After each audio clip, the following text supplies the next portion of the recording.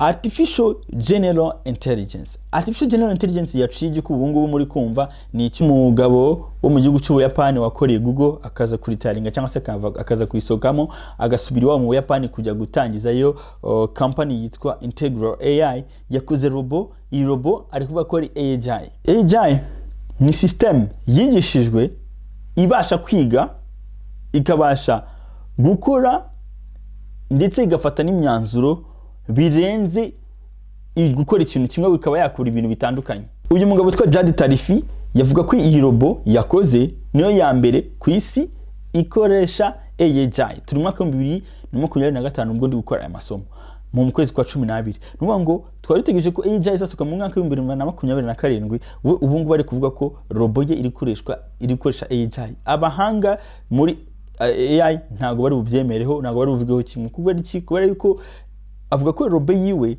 ashobora kuyifata akayishyira ku isoko ikiyigisha ikintu cyacyo cyose, kuko AI ni ibintu bizaba bifite ubwenge nk'ubwo umuntu. Nuvuga tuzatunganya ubwenge na artificial intelligence. Artificial intelligence ntabwo ari robo, ntabwo ari computer. AI ni system ibasha gukora nk'uko umuntu akora ikoresheje ubwenge. Nuvuga ngo iyo robo rero si ukwiga, ari uguteka izajya ibyigisha. Nuvuga ngo ushobora kureba robo zigishwa guteka zijyanwa mu gikoni, ukazifata ikirayi ukabwira ngo ukini ikirayi, ukafata icyuma ukabwira ngo ukini icyuma, bakata gutya bakabigenza gutya. Ibyo wiyigishije rwose kubikora nako kanya. Iyo ngiyo rero ibikora ibyo wiyigishije gusa tarenze kubyo wiyigishije, iyo twahita ko ari AI. Noneho ibasha kwiyigisha ikabasha no gufata ikintu ikavuga ati ariko iki kintu uko mbona gisa nka hari ikiribwa wagiteka nkuko nawo bigenza nyine. Ibyo rero ni ibintu byihariye ku kiremwa muntu, kuba wakoresha ubwenge bwawe ukarizoninga ugafata umwanzuro ugafata n'umwanzuro wo gukora igikorwa.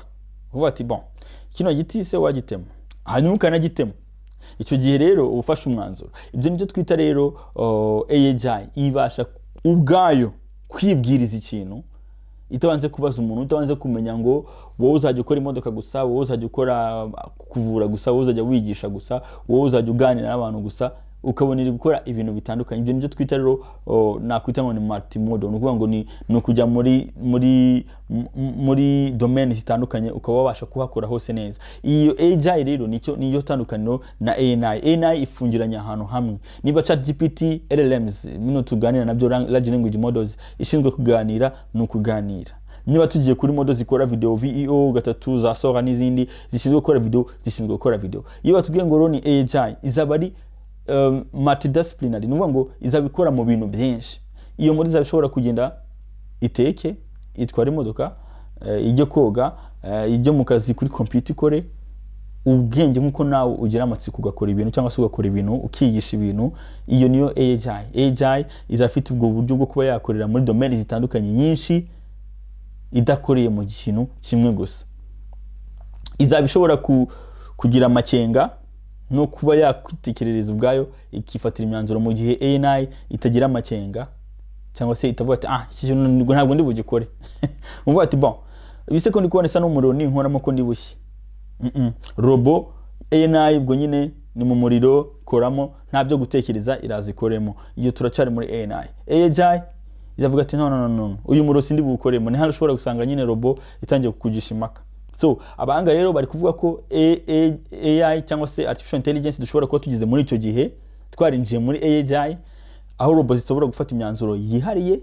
Uko murabibona abantu bari muri Smart 250 Academy nigeze kubereza ka video bundi aho robo bayikoreye icyo bita jailbreak, yarangiza ikarasa umuntu nubwo yakoreshaga amasasu atari amasasu nyayo, ariko barayishutse irenga ku mategeko yahawe irarasa. Nuvuga ngo icyo gihe rero robo ishobora kuba ati no sindi bukurase kuko era kuri umuntu sinshobora icyo wenda ikakubwira ati wenda ni icyaha amategeko yabimpanira.